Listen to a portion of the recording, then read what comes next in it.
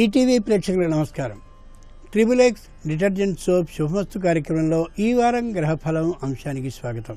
June 18వ తేదీ నుండి June 24వ తేదీ వరకు మేషాది ద్వాదశ రాశుల వారికి ఉండే శుభ అశుభ ఫలితాలని, అవసరమైన సందర్భాల్లో ప్రత్యామ్నాయ మార్గాల్ని తెలుసుకుంటారు. ఇక మన ధర్మం శీర్షికలో పుస్తక దానం ఎందుకు చేయాలో ఆ విశేషాన్ని, దానివల్ల కలిగేటటువంటి ప్రయోజనాలని, దీంతో పాటుగా ఈ నెల 23వ తేదీన వచ్చే వట సావిత్రి వ్రతం అంటే ఏమిటో, దాని వివరణ ఏమిటో ఆ విశేషాన్ని తెలుసుకుంటారు. ముందుగా నేటి పంచాంగం. స్వస్తి శ్రీచాంద్రమాన హేవళంబి నామ సంవత్సరం, ఉత్తరాయణం, గ్రీష్మ ఋతువు, జ్యేష్ఠమాసం, బహుళపక్షం. ఇక ఈ వారం వచ్చే ముఖ్యమైన రోజుల్ని చూస్తే 20వ తేదీ సర్వైకాదశి, 22వ తేదీ మాస శివరాత్రి, 23వ తేదీ వట సావిత్రి వ్రతం. ఈరోజు ఆదివారం. సంపూర్ణమైన బుద్ధి వికాసాన్ని సూర్యభగవానుడు కలిగించేటటువంటి రోజు. ఆదిత్య సవితా సూర్య ఖగః పూషా గభస్తిమాన్ సువర్ణ సదృశో భానుర్హిరణ్యరేత దివాకరః. హిరణ్యరేత బంగారంతో సమానమైనటువంటి బుద్ధి కిరణాలని ప్రసాదించేటటువంటి మహానుభావుడైన. అందుకని మనం ఏ కార్యక్రమానికి వెళుతున్నామో ఆ కార్యక్రమం సఫలమయ్యేందుకు కావలసినటువంటి అమోఘమైన ఉపాయము అనే బుద్ధి కిరణాలని ఆ సూర్య భగవానుడు మనకి అందించాలని ఆ భగవానుడిని ప్రార్థిద్దాం.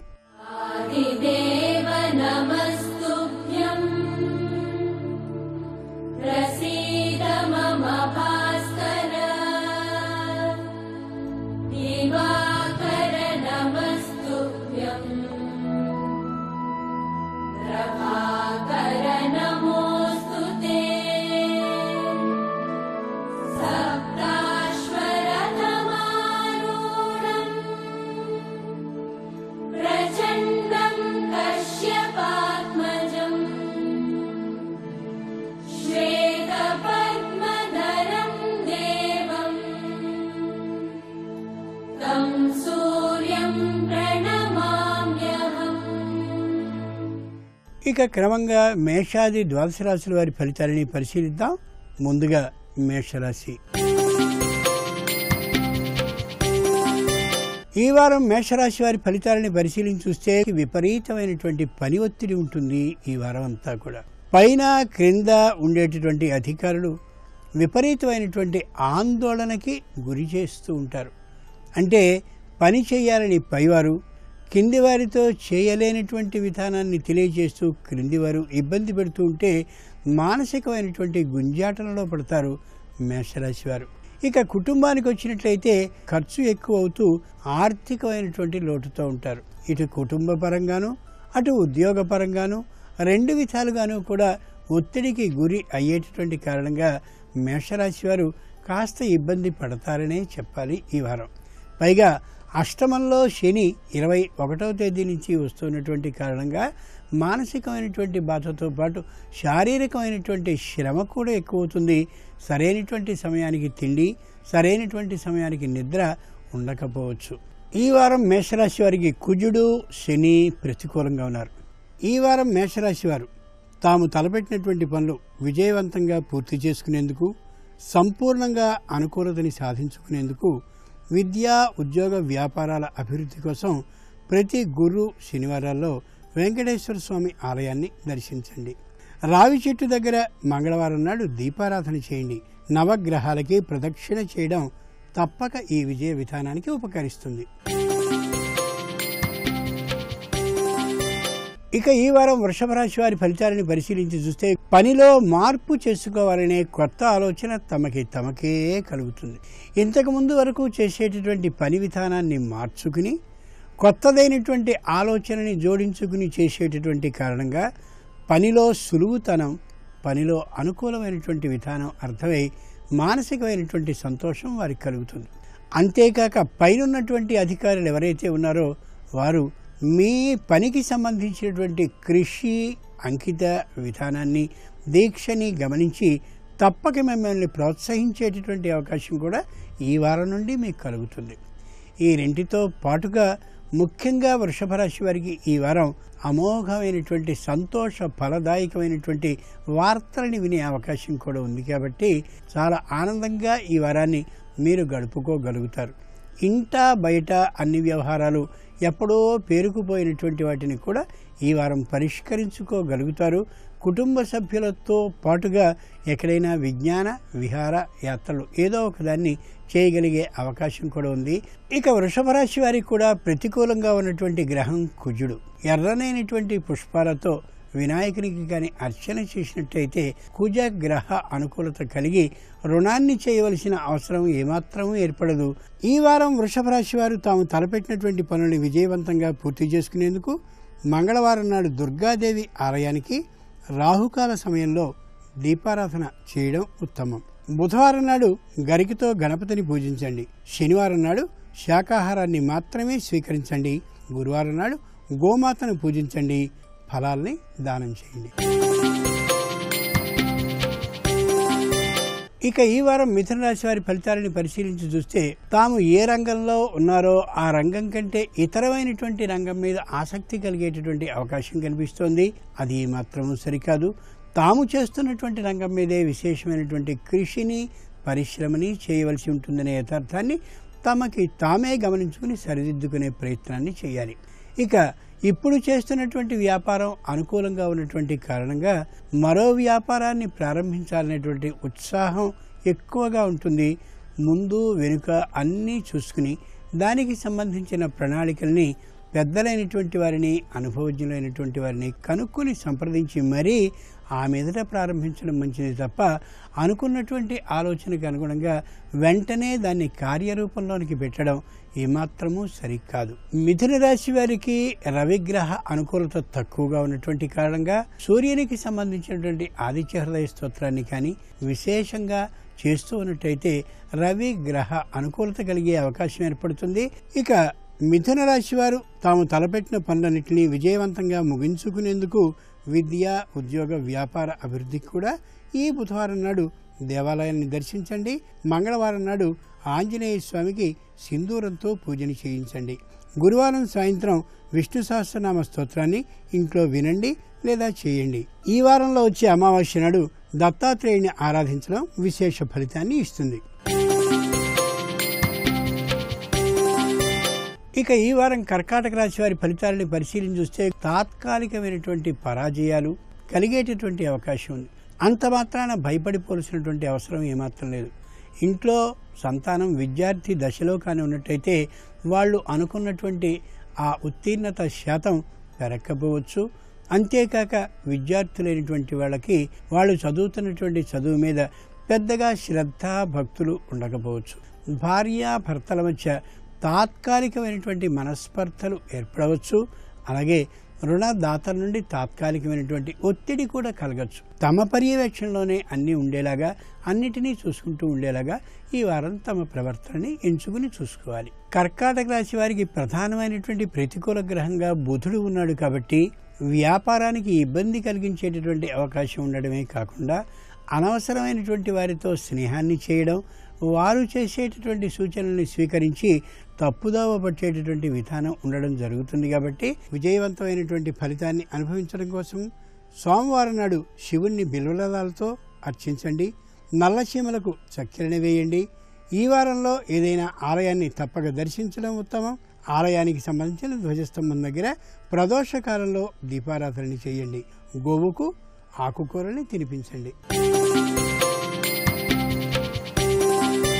ఇక ఈ వారం సింహరాశి వారి ఫలితాలను పరిశీలించి చూస్తే ఆర్థికంగా ఎదుగుదల ఉంటుంది. ఎక్కడెక్కడి ఆ పరిస్థితులన్నీ కూడా తమకి అనుకూలిస్తూ ఆర్థికంగా ఎప్పటి పరిస్థితికి అప్పుడు సుఖంగా వ్యయం లేకుండా అలా చేతిలో సొమ్ము ఆడుతూ కదిలిపోతూ ఉంటుంది. ఏ విధమైన ఇబ్బంది కలగదు.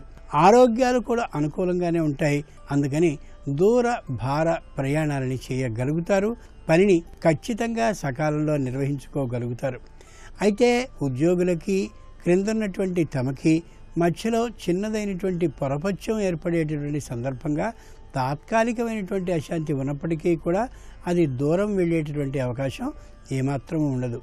చిన్న చిన్న పరాజయాలు ఉన్నప్పటికీ కూడా అది వ్యాపారం మీద మనసు మీద ముద్ర చేసేటటువంటి అవకాశం లేదు. కాబట్టి ఈ వారం సింహరాశి వారు అనుకూలంగానే ఈ కాలాన్ని గడుపుతారని నిశ్చయంగా చెప్పవచ్చును. సింహరాశి వారికి ప్రధానమైనటువంటి ప్రతికూల గ్రహంగా బుధుడు కనిపిస్తున్నాడు. కాబట్టి బుధ గ్రహ అనుకూలత కోసమని పచ్చనైనటువంటి ఆకులతో వినాయకునికి సంపూర్ణమైనటువంటి పూజని చేయడం ఎంతైనా అవసరం. ఈ వారంలో సింహరాశి వారు విజయవంతంగా తమ పనుల్ని ముగించుకునేందుకు ఈ వారంలో ఒక్కసారైనా తల్లిదండ్రులకి పాదనమస్కారాన్ని చేయండి, వారి ఆశీస్సుల్ని తీసుకోండి. జిల్లేడు పూలతో గణపతిని బుధవారం నాడు ఆరాధించండి. మీకు అవసరం లేని వస్త్రాలని బీదలకు దానం చేయడం ఉత్తమం. ఇక ఈ వారం కన్యారాశి వారి ఫలితాలని పరిశీలించి చూస్తే కొత్తమైనటువంటి పదవీ బాధ్యతలు వస్తాయి. ఈ పదవీ బాధ్యతలు తాము ఒకప్పుడు ఇష్టపడేవే అయినప్పటికీ కూడా ఈ వారం నుండి ఈ బాధ్యతలు స్వీకరించవలసి వచ్చేసరికి భారంగానే అనిపిస్తుంది. కారణం తాము చేయబోయేటటువంటి ఉద్యోగానికి సంబంధించిన నియమాలు నిబంధనలు మారి ఉండడం కానీ, లేదా తమకి ఆ రంగం కొత్తదై ఉండడం కానీ, మరేదైనా కారణం కానీ, అందుకని విపరీతమైనటువంటి శ్రమని పడక తప్పదు. ఆర్థికంగా అనుకూలంగా ఉంటుంది. వ్యయం మీ చేతిలో అదుపులో ఉంటుంది. ఆదాయం అంతంత మాత్రంగా ఉన్నప్పటికీ కూడా రుణం చేయవలసినటువంటి అవసరం ఏమాత్రమూ ఏర్పడదు.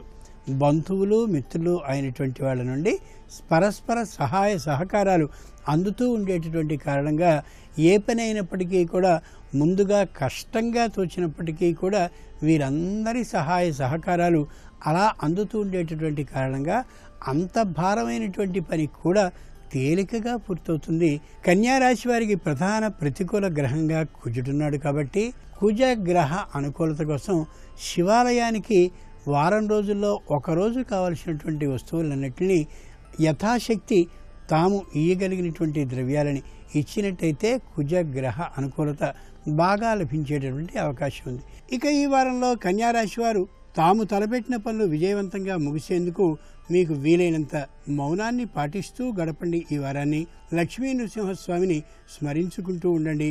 బుధవారం నాడు లక్ష్మీ నృసింహస్వామికి పానకాన్ని వడపప్పుని నివేదన చేయండి. ఇక ఈ వారం తులారాశి వారి ఫలితాలని పరిశీలించి చూస్తే అనవసరమైనటువంటి ఆలోచనలు మరింతగా పెరిగే అవకాశం స్పష్టంగా కనిపిస్తోంది. వీలైనంత వరకు తమకి సంబంధించినటువంటి సమస్యని తామే పరిష్కరించుకోగలిగిన శక్తి ఉన్నప్పటికీ కూడా ఇతరులు చెప్పినటువంటి మాటని మరింతగా వినేటటువంటి కారణంగాను, తమకున్నటువంటి సహజమైన పట్టుదల కారణంగాను అదే మార్గంలో ప్రయాణిస్తూ ఎందుకు ఈ పనిని చేశామా అనేటటువంటి పశ్చాత్తాప బుద్ధి ఈ వారంలో మరింతగా కలిగే అవకాశం ఉంది. విద్యార్థులకి సంబంధించిన చదువైనా, లేక కుటుంబంలో ఉండేటటువంటి అశాంత విషయమైనా, లేదా భార్యాభర్తల మధ్య ఉండేటటువంటి మనస్పర్ధకి సంబంధించిన అంశమైనా తమ తప్పుని కానీ తాము అంగీకరించుకోగలిగినట్లయితే ఈ వారంలో చాలా సమస్యలు తేలికగా దూదిపింజ విడిపోయినట్టుగా గాలికి చక్కగా విడిపోయే అవకాశం ఉంది. తులారాశి వారికి ప్రధాన ప్రతికూల గ్రహంగా రవి ఉన్నాడు. కాబట్టి రవి ఆలోచన అంటే బుద్ధికారకుడు. కాబట్టి కుటుంబ సభ్యుల్లో ఎవరికైనా లేక తమకైనా తాత్కాలికమైనటువంటి బుద్ధికి సంబంధించిన అనారోగ్యం, శారీరకమైనటువంటి అనారోగ్యము కలిగే అవకాశం ఉంది. ఇక ఈ వారం తులారాశి వారు విశేషంగా తమ పనుల్ని సాధించుకోవడం కోసమని గురువుల ఆశీస్సుల్ని పొందడం అవసరం. ఈ మంగళవారం సుబ్రహ్మణ్య స్వామిని ఆరాధించండి. ఎర్రటి పువ్వులతో స్వామిని ఆరాధించి చిమ్మిని నివేదనగా సమర్పించండి. గురువారం మేధా దక్షిణామూర్తిని స్మరించుకోండి. శనివారం నాడు నవగ్రహ మండపంలో ఉండే శని విగ్రహానికి నల్లటి వస్త్రాన్ని సమర్పించుకోండి. ఇక ఈ వారం వృశ్చిక రాశి వారి ఫలితాలను పరిశీలించి చూస్తే వాహనాల విషయంలో జాగ్రత్తగా ఉండాలి. వాహనాలు నడిపే సందర్భంలో కానీ, వాహనాల్లో ప్రయాణించేటటువంటి సందర్భాల్లో కానీ తమ విషయానికి సంబంధించినటువంటి జాగ్రత్తని పాటిస్తూ ఉండాలి. అంతేకాక వస్తు విషయాల్లో కూడా జాగ్రత్తని వహించుకునే అవకాశం చాలా ఎక్కువగా చూసుకుంటూ ఉండాలి ప్రతి క్షణం. ఇక కుటుంబానికి సంబంధించి, ఉద్యోగానికి సంబంధించి ఈ వృశ్చిక రాశి వారు మరింత జాగ్రత్తని తీసుకోవాల్సినటువంటి వారం ఇది. వృశ్చిక రాశి వారికి ప్రధాన ప్రతికూల గ్రహంగా శని ఉన్నాడు కాబట్టి శని ధర్మబద్ధంగా ఉన్నట్లయితే ఏ విధమైనటువంటి ప్రతికూలతని చేయడు కాబట్టి ఏ విధమైనటువంటి అధర్మాన్ని చేయకుండా ఉండడం మంచిది. నువ్వుల్ని బెల్లాన్ని కలిపినటువంటి ఉండల్ని కాకులకి కానీ ప్రతిరోజు నివేదన చేసినట్టయితే శని గ్రహ అనుకూలత కలుగుతుందని పెద్దలు శాస్త్రము చెప్పినటువంటి మాట కాబట్టి ఆ విధంగా చేస్తూ ఉండడం ఎంతైనా ఉత్తమం. ఈ వారం వృశ్చిక రాశి వారు సంపూర్ణంగా అనుకూలతని పొందడం కోసం మంగళవారం ఆంజనేయుడికి అరటి పండ్లని నివేదన చేయండి. బుధవారం నాడు శ్రీకృష్ణునికి వెన్నని సమర్పించుకోండి. శుక్రవారం నాడు లలిత త్రిపుర సుందరిని తెల్లని పుష్పాలతో పూజించండి. ఆలయంలో తులసి మాలికని సమర్పించుకోండి. ఇక ఈ వారం ధనురాశి వారి ఫలితాలను పరిశీలించి చూస్తే అధికారుల వల్ల చక్కని ప్రయోజనాలు కలుగుతూ ఉంటాయి. ఉద్యోగ వ్యాపారాల్లో మంచి గుర్తింపు కూడా లభిస్తూ ఉంటుంది. కుటుంబంలో మనస్పర్ధలు ఏమాత్రం ఉండకుండా ఉంటుంది. అయితే తమదైనటువంటి ఆలోచనని మాత్రమే వారు చేసుకుంటూ ఉండాలి తప్ప ఇతరులు చెప్పినటువంటి సూచనల్ని సలహాలించని పాటించడం ఏమాత్రము సరికాదు. ఇక అన్నిటికంటే ముఖ్యంగా తెలుసుకోవాల్సింది సంతానం మీద బాగా దృష్టి పెట్టాలి ధనురాశి వారు. సంతానానికి సంబంధించినటువంటి ఆలోచనలు ఏ విధంగా ఉన్నాయో దానికి సంబంధించినటువంటి ఊహలతో మనం ప్రయాణించడం మంచిది తప్ప వారికి కలిగిన ఊహలన్నింటినీ కాదంటూ మనదైనటువంటి అభిప్రాయాన్ని వాళ్ళ మీద రుద్దే ప్రయత్నాన్ని చేయడం ఏమాత్రమూ సరికాదు. ధనురాశి వారికి ప్రధాన ప్రతికూల గ్రహం కుజుడు అయినటువంటి కారణంగా అమ్మవారికి కుంకుమతో అంటే కుంకుమ జలంతో అభిషేకాన్ని కానీ చేస్తూ ఉన్నట్లయితే అమ్మవారు తప్పక మానసికమైనటువంటి ప్రశాంతతని ఇస్తుంది. ఇక ఈ వారంలో ధనురాశి వారు సత్ఫలితాలని సాధించడం కోసం మంగళవారం నాడు పుట్ట దగ్గర చక్కెర చిమ్మిలి సమర్పించండి. శ్రీరామనామాన్ని ఈ వారమంతా వీలైనన్ని ఎక్కువ మార్లు జపించండి. మధురమైన పదార్థాన్ని పిల్లలకి పేదలకి పంచండి. ఈ వారంలో వచ్చే అమావాస్య నాడు దుర్గాదేవిని ఎర్రటి పువ్వులతో పూజించి పులిహారని నివేదన చేయండి. ఈ వారంలో వచ్చే మాస శివరాత్రి నాడు ప్రదోష కాలంలో తులసి కోట దగ్గర దీపారాధనని చేయండి. ఇక ఈ వారం మకర రాశి వారి ఫలితాలను పరిశీలించి చూస్తే పట్టుదలని తగ్గించుకోవాలి. కోపాన్ని ఏమాత్రము పొందకూడదు. అన్నదమ్ములతో సఖ్యతతో పాటించి తీరాలి. అలాగే సోదరులతో ఉన్నట్టుగానే సోదరి మణులతో కూడా చక్కగా అనుకూలతని పాటించుతూ ఉన్నట్టయితే మరింతగా అభివృద్ధి చెందే అవకాశం ఉంది. మధ్యవర్తుల ప్రమేయం ఏమాత్రము లేకుండా తాము ఎవరితో మాట్లాడదలిచారో నేరుగా వెళ్ళి వారితో మాట్లాడడం ఎంతైనా అవసరం. రుణాల విషయంలో ఫలాని రోజున తీరుస్తానని కానీ లేదా ఫలాని రోజున ఇస్తానని కానీ మొగమాటం లేకుండా ఉన్నట్టుగా ధర్మబద్ధంగా చెప్పివేయడం మంచిది తప్ప మాట మార్చడం ఏమాత్రమూ సరికాదు ఈ మకర రాశి వారికి. అన్నిటికీ మించి వ్యాపారాన్ని ఈ వారం పెంచాలి అనేటటువంటి అభిప్రాయం ఏమాత్రమూ సరికాదు. మకర రాశి వారికి ప్రధాన ప్రతికూల గ్రహంగా కుజుడు కనిపిస్తున్నాడు కాబట్టి పేదలైనటువంటి వారికి యథాశక్తి ఒక పూటైనా భోజనాన్ని పెట్టడానికి ప్రయత్నించాలి. ఈ వారం మకర రాశి వారు సత్ఫలితాలని పొందడం కోసమని ప్రతిరోజు శ్రీ వెంకటేశ్వర నామాలని గోవిందనామాలని చదవండి. జలాశయాల్లో ఉండే చేపలకి బియ్యపు నూకని ఆహారంగా వేయండి. సోమవారం ప్రదోషకాలంలో బిల్వ వృక్షం కింద దీపారాధన చేయండి. శనివారం నాడు నవగ్రహ మండపంలో ఉండే శని విగ్రహాన్ని నువ్వులతో పూజించండి.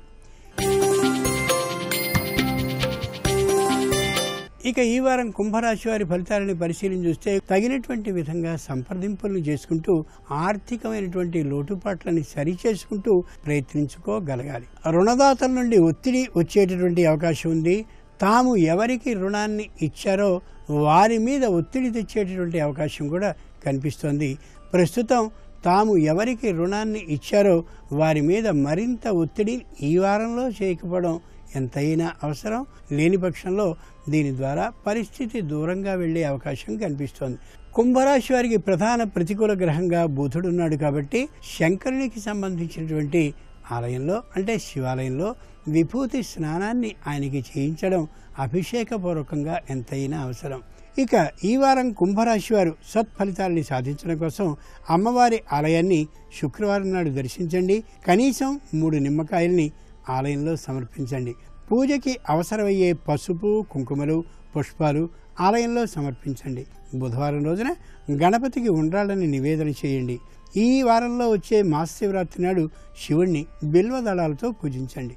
ఇక ఈ వారంలో మీనరాశి వారు సత్ఫలితాలని పొందడం కోసం, మనశ్శాంతి కోసం మంగళవారం నాడు వచ్చే ఏకాదశి నాడు విష్ణువుని ఆరాధించండి. ఇక ఈ వారం మీనరాశి వారి ఫలితాలని పరిశీలించి చూస్తే ఏ రంగంలో ఉన్నప్పటికీ కూడా చక్కగా రాణించగలుగుతారు. తాము ఇతరుల్ని కూడా భాగస్వాములుగా చేర్చుకుని వ్యాపారాన్ని మరింతగా పెంపొందించుకోగలిగినటువంటి ప్రావీణ్యం కూడా కలిగిన వాళ్ళు అవుతారు. బుద్ధి బాగా పాదరసంలా పనిచేసేటటువంటి అవకాశం ఉన్నటువంటి వారం ఇది. అందుకోసమని సలహాలని, సంప్రదింపుల్ని, వ్యాపార అభివృద్ధికి సంబంధించినటువంటి ఊహల్ని చేసుకుంటూ ఉండొచ్చు. ఇక సంతానానికి సంబంధించినటువంటి చదువులు విశేషంగా ఉన్నటువంటి కారణంగాను, సంతానం అనుకున్నటువంటి పద్ధతికి మించి ఉత్తీర్ణతని సాధించినటువంటి కారణంగాను చాలా అనుకూలంగా గడుపుతారు. ఉత్సాహంగా కూడా గడపగలుగుతారు. కొత్త వ్యాపారాన్ని ప్రారంభించడం కంటే ఉన్నటువంటి వ్యాపారాన్ని బలిష్టం చేసుకోవడం, మరింతగా పెంపొందించుకునే ప్రయత్నాన్ని చేయడం అది చాలా మంచిదిగా అనిపిస్తోంది. మీనరాశి వారికి ప్రధాన ప్రతికూల గ్రహం బుధుడు అయినటువంటి కారణంగా అర్చక స్వామికి స్వయం పాకాన్ని స్వయంగా దానం చేస్తూ పాదాభివందనాన్ని చేసి, దాంతోపాటుగా ప్రతి విషయాన్ని స్వీయ పర్యవేక్షణలో ఉండేలాగా వృత్తిని, వ్యాపారాన్ని, ఉద్యోగాన్ని కానీ చేసుకోగలిగినట్టయితే రాబోయే ఎన్నో ఉపద్రవాలని నివారించుకోగలిగిన వాళ్ళు అవుతారు. ఇక మీనరాశి వారు మనశ్శాంతిని పొందడం కోసం, సంతోషం కోసం మంగళవారం నాడు వచ్చే ఏకాదశి నాడు విష్ణువుని ఆరాధించండి. తులసి కోట దగ్గర దీపాన్ని వెలిగించండి.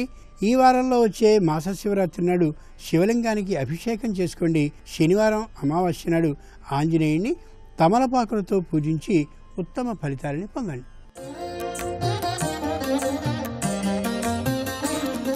మన ధర్మం శీర్షికలో ఈ వారంలో 23వ తేదీన వచ్చే వట సావిత్రి వ్రత ప్రత్యేకతని తెలుసుకుందాం. స్త్రీలకి అఖండ సౌభాగ్యాన్ని, ఆరోగ్యాన్ని, సమస్త మంగళాలని చేకూర్చే వ్రతం వట సావిత్రి వ్రతం. సతీ సావిత్రి యముణ్ణి ప్రసన్నం చేసుకుని వరాలు సాధించింది.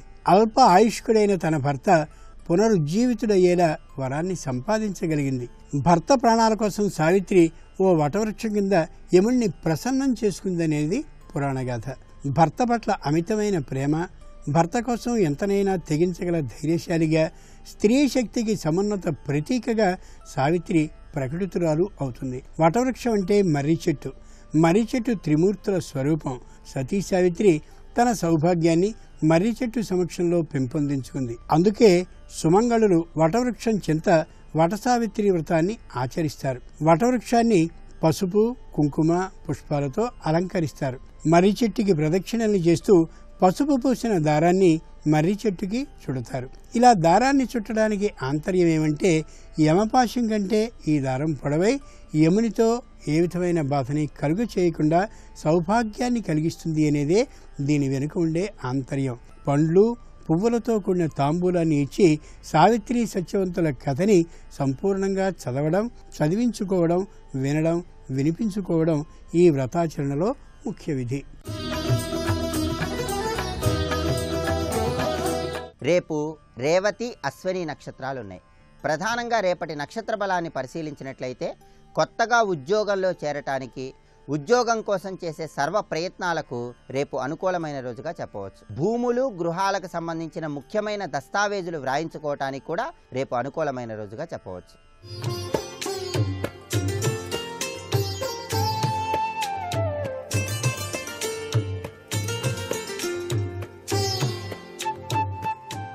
XXX డిటర్జెంట్ సోప్ శుభమస్తు కార్యక్రమంలో గృహబలం అంశానికి స్వాగతం.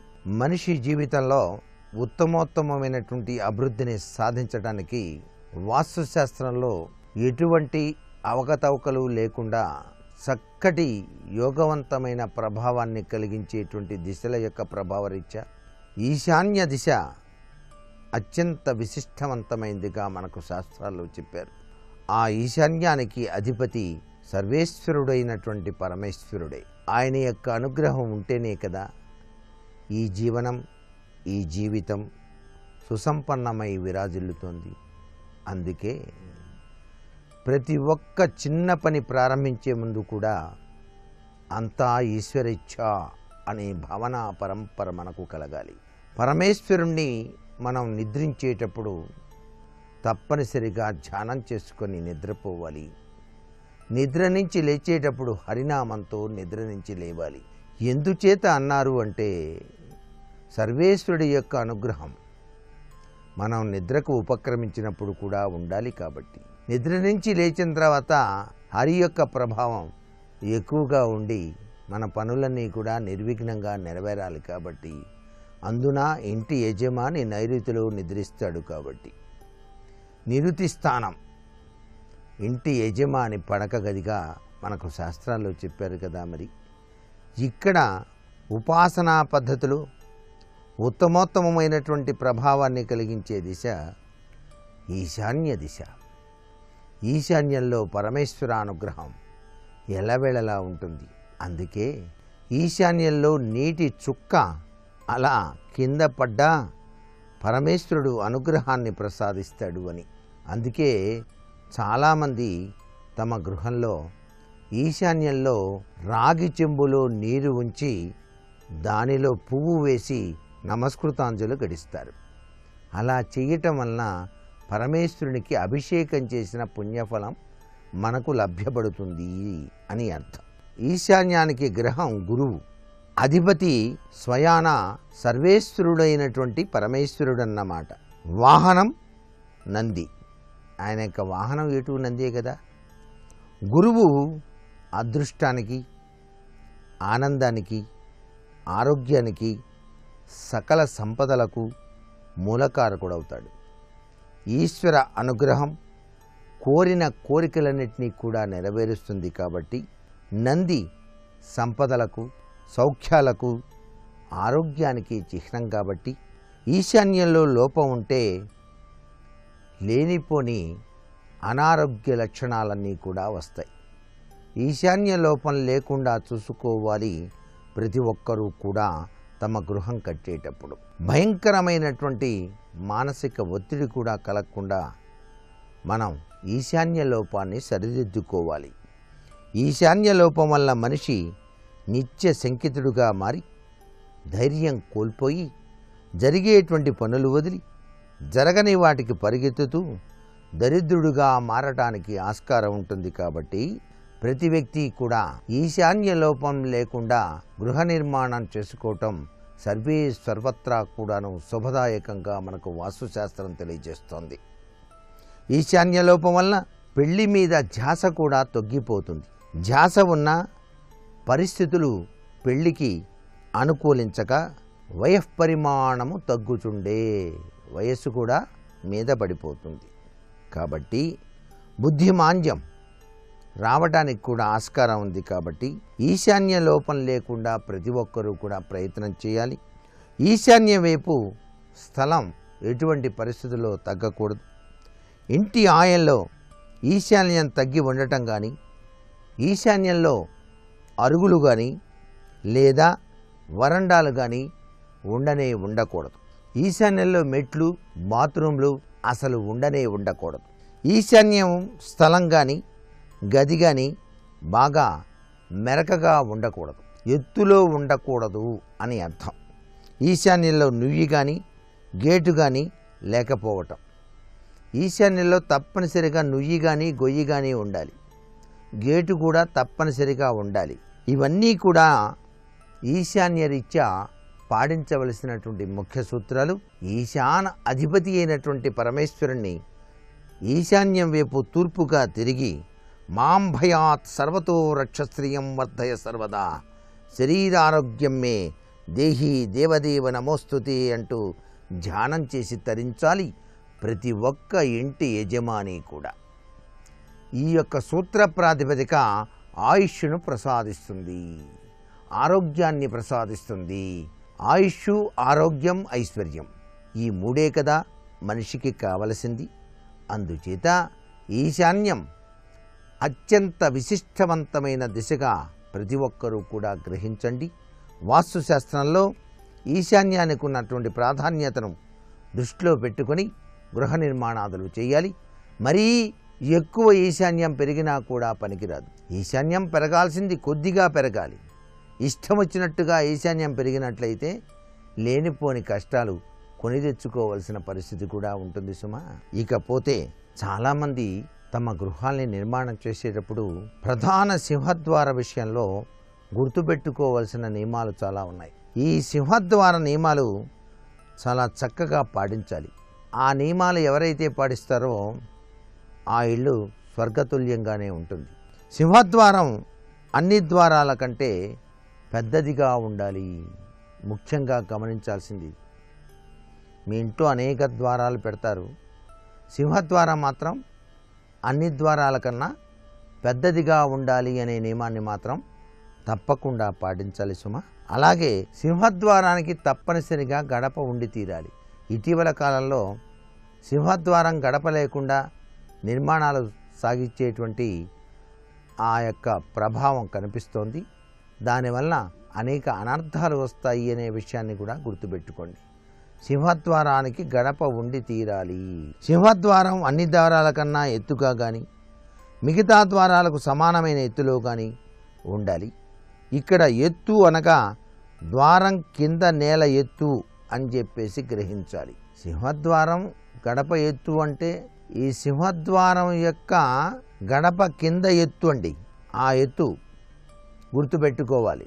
గడప ఎత్తులో పెట్టానండి అని కిందకి దించితే తప్పు అవుతుంది. అందుచేత సింహద్వారానికి రెండు పక్కలా కూడా 2 కిటికీలు ఉంటే చాలా మంచిది. 2 కిటికీలు వీలు కాలేదండి, ఒక కిటికీ పెట్టచ్చా అని చెప్పేసి చాలామంది భావిస్తారు. కనీసం ఒక్క కిటికీ అయినా సరే తప్పనిసరిగా ఉండే ఏర్పాటు చేసుకోండి. కిటికీలు పెట్టడానికి వీలు కానప్పుడు ద్వారానికే కలిసి ఉన్న కిటికీల ఏర్పాటు చేస్తున్నారు చాలామంది. అది అంత గొప్పదేం కాదు, కానీ దీన్ని డోర్ కమ్ విండోస్ అంటారు. 2 పక్కలా కానీ లేదా ఒక పక్క కానీ కిటికీ ఉండేటట్టుగా ఏర్పాటు చేసుకుంటున్నారు. అది కొద్దిగా ఆలోచించాల్సిన విషయమే. మరి ఏది ఏమైనప్పటికీ కూడా సింహద్వారం అనేటువంటి దానికి 2 డోర్లు మాత్రం ఉంచే ఏర్పాటు చూసుకోండి. సింగిల్ డోర్ మాత్రం ఎప్పుడూ కూడా పెట్టకండి. ఇటీవల కాలంలో చాలామంది సింగిల్ డోర్సే పెడుతున్నారు. అపార్ట్మెంట్స్కి ఏం వర్తించదన్నారండి ఈ మధ్యకాలంలో చాలామందిని అడిగాం అని చెప్పినప్పటికీ సింహద్వారం అన్న తర్వాత 2 డోర్లు పెట్టడం చాలా మంచిది వాస్తుశాస్త్రరీత్యా. ఆ డోర్ల పైన మాత్రం ఎటువంటి బొమ్మలు చెక్కకూడదు. సింహద్వారానికి పై భాగం ఉంటుంది చూసారా, ఆ పై భాగాన కావాలంటే తొండం ఎత్తిన ఏనుగు, చక్కగా వినాయకుడు మధ్యలో ఉండేటట్టుగా చేసి చెక్కించుకోండి. దానివల్ల ఎటువంటి అనర్థం వాటిల్లదు. 2 తలుపులు పెట్టుకోండి. సింహద్వారం పై భాగాన, గడప పై భాగాన చక్కటి ఆర్ట్ వినాయకుడు, ఏనుగులు ఇలా గనక చెక్కించుకోవటం నరఘోష నరప్రభావం నుంచి బయలుపడటానికి కూడా ఆస్కారం ఎక్కువగా ఉంటుంది. మీ సింహద్వారానికి పై భాగాన పూర్ణ కలశం లేక స్వస్తిక్కు, ఓంకారం ఇటువంటి గుర్తులు కూడాను చక్కగా చెక్కించుకోవటంలో ఏమాత్రం సందేహం లేదు. ఇంతటి విశేషాత్మకమైనటువంటి ప్రభావం సింహద్వారాలకు ఉన్నటువంటి ప్రభావం. లక్ష్మీదేవి ఏ ఇంటిలోనికి ప్రవేశించాలన్నా మొట్టమొదటిసారిగా ఆ తల్లి గమనించేది ఆ ఇంటికి గడప ఉన్నదా లేదా అని. ఎందుచేతనంటే గడప మహాలక్ష్మి. సింహద్వారానికి గడప పెట్టి ఆ గడపకి చక్కగా పసుపు పూసి దానిపైన కుంకం పసుపు అద్దినట్లయితే ఆ ఇంటిలోనికి లక్ష్మీదేవి ప్రవేశిస్తుంది అంటోంది శాస్త్రం. అంతేకాదండి, సింహద్వారం పైన ఉదయాన్నే పూలు కోసుకొని మీరు దేవుణ్ణి అర్చించడానికి వస్తారు కదండి. అర్చించడానికి వచ్చేటప్పుడు సింహద్వారం గడపకి అటువైపు ఒక పువ్వు, ఇటువైపు ఒక పువ్వు పెట్టి నమస్కారం చేసి రండి. మీ యజమాని ఇంటి నుంచి బయటికి వెళ్ళేటప్పుడు సింహద్వారం దాటేటప్పుడు దైవనామస్మరణ చేస్తూ గనక తన కుడికాలని బయట పెట్టినట్లయితే అనేక అభివృద్ధికరమైన ప్రభావాలు జరుగుతాయి. పరమేశ్వర అనుగ్రహం, లక్ష్మీదేవి కటాక్షం వచ్చి తీరుతుంది సుమా. మరికొన్ని ముఖ్య విషయాలు రేపటి శుభమస్తు కార్యక్రమంలో తెలుసుకుందామా మరి? సర్వే జనా సుఖినో భవంతు.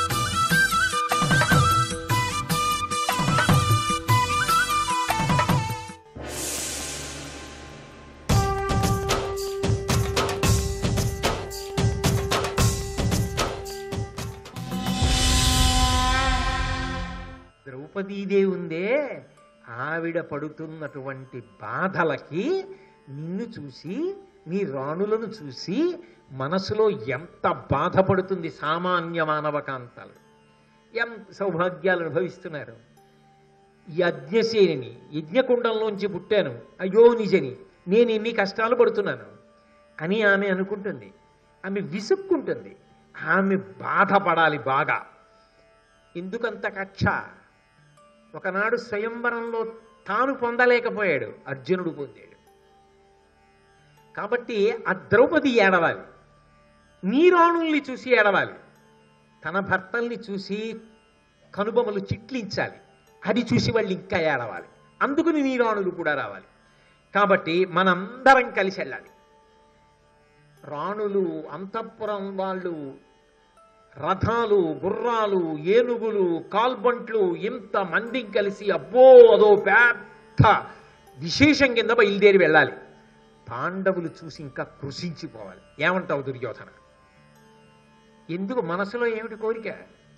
అలా అర్జునుణ్ణి చూడాలి, వీలైతే యుద్ధం రావాలి. ఎక్కడైనా అవకాశం ఉందా? 13 ఏళ్ళు వేచి చూడవలసిన అవసరం లేకుండా యుద్ధం వచ్చేయాలి, అర్జునుడిని కొట్టేయాలి. ఏమిటో అంత తేలిక అని ఆయన ఉద్దేశ్యం. అర్జునుడిని కొట్టేస్తాడు అంటే మానసికంగా కూడా కుంది ఉన్నాడు కాబట్టి ఇప్పుడు కొట్టడం తేలిక అని ఆయన ఉద్దేశ్యం. అని వాళ్ళు ధర్మాచరణమునందు తృప్తి పొందుతూ ఉంటారని ఆయన కనిపెట్టలేకపోయాడు. బాహ్యంలో కష్టపడినా ఆంతరమునందు మేము ధర్మమునకు కట్టుబడి ఉన్నాము అన్న విషయం మీద వాళ్ళకి అంత సంతోషం. కాబట్టి వాళ్ళ పూనికలో, వాళ్ళ పరాక్రమాల్లో, వాళ్ళ పటాటోపంలో ఏ విధమైనటువంటి కొరత, కొదువ ఏర్పడవు. అన్నిటిని మించి ధర్మమునందు అనురక్తి కలిగి ధర్మానుష్ఠానం చేస్తున్న వాడికి సర్వకాలముల యందు, సర్వదేశముల యందు ఈశ్వరానుగ్రహము కలుగుతూనే ఉంటుంది. కాబట్టి వాడు పెరుగుతూనే ఉంటాడు తప్ప వాడు తరగడం. కాబట్టి ఈ మాటలు చెప్పాడు. చెప్పగానే దుర్యోధనుడికి పాండవుల్ని అవమానం చేయడం అన్నా, పాండవులది ఎత్తుకురావడం అన్నా మహాసంతోషం కదూ. వెంటనే ఎగిరి గంతీసి అన్నాడు, నా తలపును ఇట్టిదే కర్ణా, నాకు కూడా ఇదే ఆలోచన ఉందో. అలా వెళ్ళి వాళ్ళను ఒకసారి చూసి ఏడిపించాలని ఉందో. నీవేతరగిరించితి తది అభీష్టము మనమా ద్వైతవనంబున కరుగుట భూతలపతి అనుమతింపబోలదు మదిలో. నువ్వు చెప్పావే ద్వైతవనానికి ఎడదామని, అదే ఆలోచన ఉంది కర్ణా నాకు కూడా. నువ్వు చెప్పావే మనందరం కలిసి వెళ్ళాలని, నేను అలాగే అనుకుంటున్నాను కర్ణ. మనం అక్కడ సంతోషిస్తుంటే వాళ్ళు ఆడవాలని నాకు ఉంది కర్ణ. కానీ నేను ఎందుకు పైకి అనలేదో తెలుసా? అలా వెడదామంటే ఒప్పుకుంటాడేంటి మా నాన్న? ధృతరాష్ట్రుడు ఒప్పుకోడు. ఎందుకు ఒప్పుకోడు? పాండవుల మీద ప్రేమ అనుకుంటున్నారా? పాండవుల మీద ప్రేమ ఏం కాదు. అక్కడికి వెడితే దెబ్బతిన్న పెద్ద పులులు వీళ్ళు కనపడగానే వచ్చి 5గురు మీద పడ్డారనుకోండి, వీళ్ళు వెంట ఎంత సైన్యం తీసుకెళ్ళినా వాళ్ళ ముందు నిలబడదాం. ముక్కల కింద నరికేసి పెట్లో పెట్టి వెనక్కి పంపిస్తాడు. అందుకు భయం. అందుకని వాళ్ళు ఉన్న చోటుకి మీరు వెళ్ళకండి అంటుంటాడు ధృతరాష్ట్రుడు. అది మా నాన్న పంపడం. మా నాన్నకి అర్జునుడు అంటే భయం. వాళ్ళ నాన్నకి నిజమే అర్జునుడన్నా భీముడన్నా చాలా భయం. ధర్మరాజు అంటే మరీ భయం. ఎందుకంటే ధర్మరాజు గారి ధర్మం కాపాడేస్తుందిరా వాడిని, వాడు ఆ ధర్మం వదలడరా, వచ్చిన బాధ అని ఏడుస్తాడు కొడుకు దగ్గర. భారతంలో ధర్మరాజు అంటే భయం, అర్జునుడంటే మరీ భయం. ఎందుకో తెలుసా? చెప్పుకున్నాడు, ఒకప్పుడైతే అర్జునుడు సామాన్యమైన బలవంతుడు అనుకునే వాళ్ళం ద్రోణాచార్యులు వారి శిష్యుడిగా. అప్పుడే ఉత్తర దిక్కుకు వెళ్ళి రాజులందరినీ గెలిచి రాజసూయం చేయించాడు. ఇప్పుడు ఏకంగా తపస్సు చేసి పరమశివ సాక్షాత్కారాన్ని పొంది దేవతానుగ్రహంతో అనేక అస్త్రములు పొందాడు, దివ్యాస్త్రములు పొందాడు. వాళ్ళు ఉన్న చోటికి మీరు వెళ్ళకండి అంటాడు. మా నాన్నకు భయం. పంపిస్తాడా? ఓసారి ద్వైతవనానికి వెళ్ళి పాండవులకు అలా కనిపించి వస్తాను నాన్న అంటే, వద్దురోయ్ ఒక్కనాటికి వెళ్ళొద్దంటాడు. ఆ పైన విదురుడు ఉండనే ఉన్నాడు. వాళ్ళ జోలిడీకెందుకు, వాళ్ళు ధర్మాత్ములు, వాళ్ళని పంపడమే తప్పు, మళ్ళీ ఇప్పుడు ఎడతానంటా ఏమిటి, మళ్ళీ పాఠం అంతా చెప్తాడు. కాబట్టి మన మాట ఎలా పొసగుతుంది? పొసగదు. నువ్వు చూసావు కదా, మనం జూదమాడినప్పుడు నిజంగా మనం వాళ్ళని రాజ్యభ్రష్టుల్ని చేసేసి వాళ్ళు అరణ్యమాసానికి వెళ్ళిపోతుంటే మనం అందరం ఎంత ఆనందపడిపోయాం. విదురుడి ముఖం నువ్వు చూసావుగా ఇప్పుడు ఎలా ఉందో.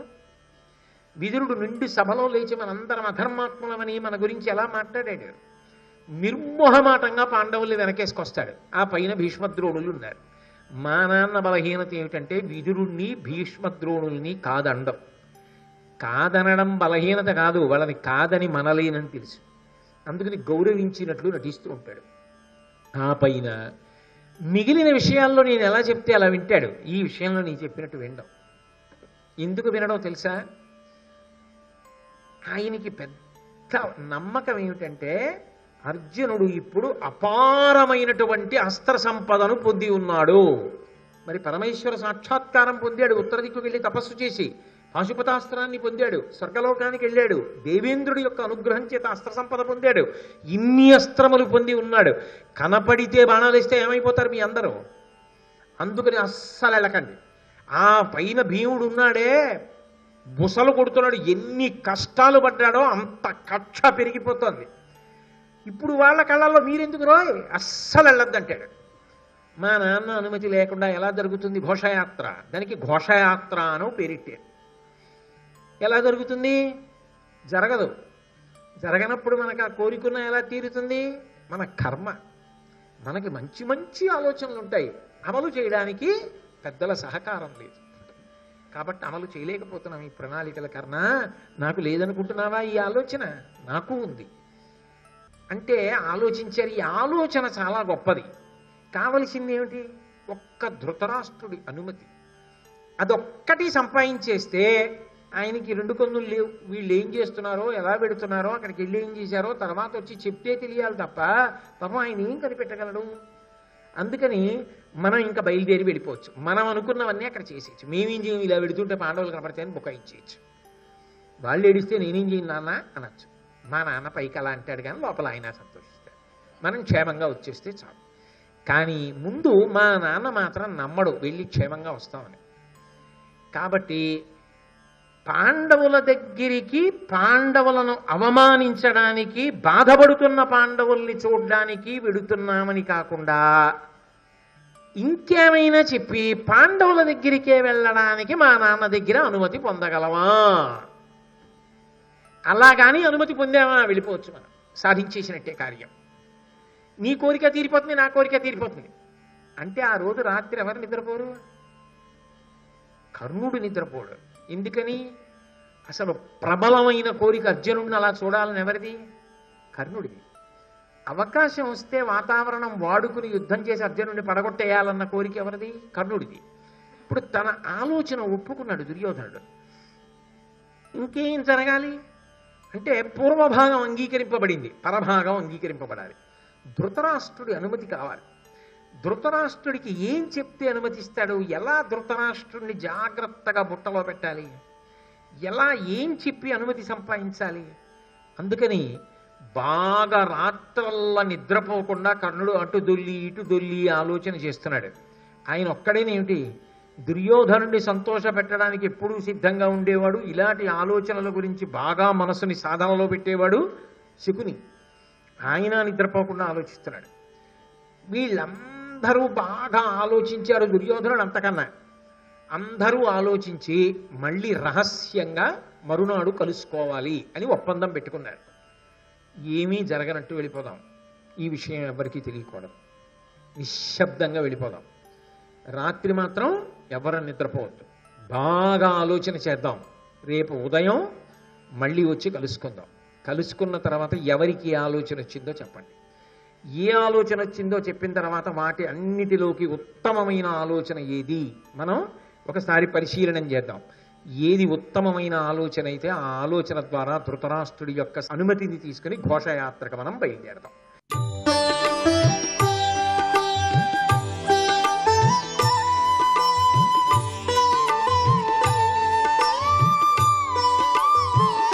సర్వం శ్రీ ఉమామహేశ్వర పరబ్రహ్మార్పణమస్తు.